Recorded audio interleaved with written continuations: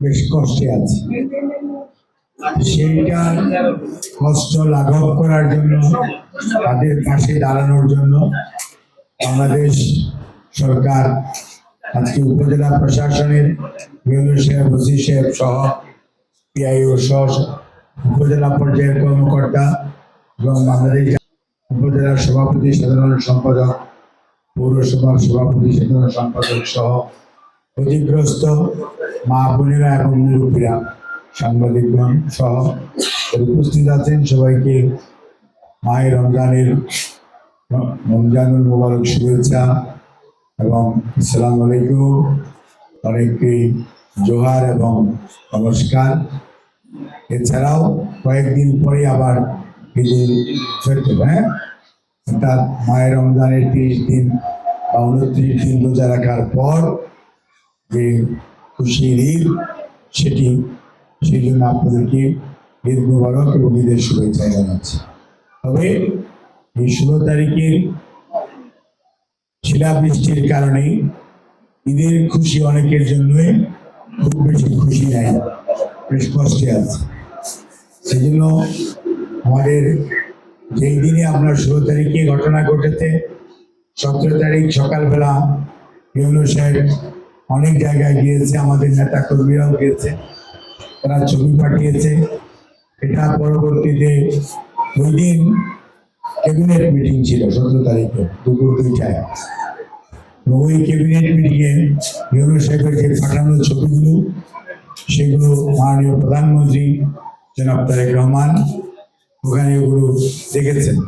দেখার সাথে সাথেই উনি ত্রাণ এবং দুর্যোগ মন্ত্রী মহোদয়কে, এবং অনেক বৃষ্টির কারণে আবার আলু ক্ষেত নষ্ট হয়েছে, আলু ক্ষেত একদম ভেসে গেছে, সেই জন্য কৃষি মন্ত্রী মহোদয়কে মাননীয় প্রধানমন্ত্রী নির্দেশ দিয়েছেন যাতে যত দ্রুত সম্ভব এই ক্ষতিগ্রস্ত পরিবারের পাশে দাঁড়ানো যায়, সেই লক্ষ্যে সরকার দাঁড়াতে চায়, পদক্ষেপ গ্রহণ করার জন্য নির্দেশ দিয়েছে। ওখানে বসেই জেলা প্রশাসক দিনাজপুরকে প্রধানমন্ত্রী মহোদয় নির্দেশ দিয়েছেন এবং অতি দ্রুততম সময়ের মাঝেই, আবার এর মধ্যে ঈদের ছুটি হয়ে গেছে, এটা জিনিস বুঝতে হবে। 17 তারিখে বন্ধের দিন, 18 বন্ধ, আজকেও বন্ধ, আগামীকাল পরশু বন্ধ। কাজে সবকিছু মিলিয়ে আমাদের সীমাবদ্ধতার মধ্যেও যাতে মানুষের পাশে দাঁড়ানো যায়, সেই জন্য মাননীয় প্রধানমন্ত্রী নির্দেশের পরিপ্রেক্ষিতে ত্রাণ এবং দুর্যোগ মন্ত্রী মহোদয় মাসাদুল হক উদ্দিন, উনি আপনাদের পাশে দাঁড়ানোর জন্য জেলা প্রশাসন এবং উপজেলা প্রশাসনকে নির্দেশ দিয়েছেন। এবং আমি গতকালকে এসেছি, আসার পর আজকে অনেকগুলো জায়গা আমরা ঘুরে ঘুরে দেখেছি। না দেখলে বিশ্বাস করা যাবে না যে শিল 3 ছিদ্রি করে ফেলে, না দেখলে বোঝা যাবে না। অতীতে এইরকম ঘটনা খুব কম ঘটেছে। যাই হোক, আমরা হয়তো আপনাদের সব সমস্যার সমাধান করা যাবে না, পুরো যে আপনার ক্ষতিগ্রস্ত হয়েছেন সব ক্ষতিপূরণ হয়তো করা যাবে না, কিন্তু সরকারের সদিচ্ছা আছে, আন্তরিকতা আছে। আর আমাদের প্রাথমিকভাবে যে তালিকা করা হয়েছে, তাতে হয়তো এই উপজেলার 3টা ইউনিয়ন, 1টি পৌরসভার যারা ক্ষতিগ্রস্ত হয়েছে, সবার তালিকা হয়তো সঠিকভাবে করা সম্ভব হয়নি, যেহেতু এটি প্রাথমিকভাবে তালিকা করা হয়েছে।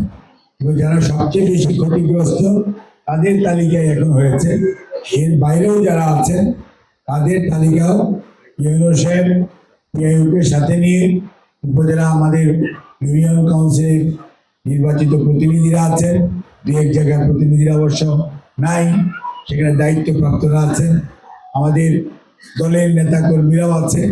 বাট সবাইকেই বলবো, যে মানুষটি ক্ষতিগ্রস্ত হয়েছে সেই মানুষটির তালিকাতে নামটা সঠিকভাবে আগে দিবেন, যাতে ক্ষতিগ্রস্ত মানুষটি সরকারের সহযোগিতা পেতে পারে। এবং এই সহযোগিতা পেতে কোনো ধরনের আর্থিক লেনদেনের কোনো দরকার নাই, কোনো তদবিরও করতে হবে না। আপনার সহযোগিতা যেমন আজকে আপনাদেরকে ইউনিভার্সিটি ডেকে এনেছে বা খবর দিয়েছে, আপনারা এসছেন, আপনারা কিন্তু কেউ তদবির করেন নাই, উনি নিজেই গিয়েছেন এবং সরকার আমাদের মানুষের পাশে দাঁড়ানোর জন্য একটা তালিকা করেছে এবং সেই তালিকা অনুযায়ী এখন কাউকে টিম, কাউকে নগদ আর্থিক সহায়তা এবং কাউকে হয়তো কিছু পরিমাণ চাল দেওয়া হবে যাতে কয়েকদিন চলাচল করা যেতে পারে। আজ সেই জন্য আপনারা গ্রহণ করবেন। আর আপনারা যারা আজকে হয়তো সহযোগিতা পাচ্ছেন না বা তালিকা দেওয়া সম্ভব হচ্ছে না, তারাও যদি আপনারা সবাই দয়া করে ইউনো মহোদয়কে, পিআইইউকে, আমাদের ইউনিয়নের নেতৃবৃন্দকে এবং ইউনিয়ন কাউন্সিলের মেম্বার বা যারা আছেন নির্বাচিত প্রতিনিধিরা যারা দায়িত্বশীল আছেন